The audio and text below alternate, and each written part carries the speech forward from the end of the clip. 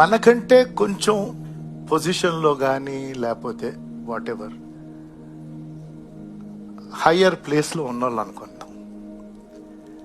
వాళ్ళ టైం మనం తీసుకుంటామా, మన టైం వాళ్ళు తీసుకుంటారా?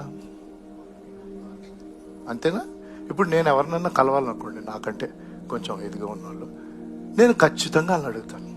ఏంటో తెలుసా, ఈ వీక్లో మిమ్మల్ని కలవాలనుకుంటున్నాను, మీకు ఏ రోజు కుదిరితే, ఏ టైం కుదిరితే నాకు చెప్పండి, దాన్ని బట్టి నేను నా టైం అడ్జస్ట్ చేసుకొని మీ దగ్గరకు వస్తాను. ఎందుకంటే మీకు అంత టైము ఉండదు. అవునా? దేవుని దగ్గరకు వచ్చేసి ది ఎగ్జాక్ట్ రివర్స్. ఆయన ఏమంటున్నాడు తెలుసా, నువ్వు ఏ టైం ఫిక్స్ చేస్తే నేను వస్తాను. కానీ మనం రామే. అంటే ఆయన అంత చీపా?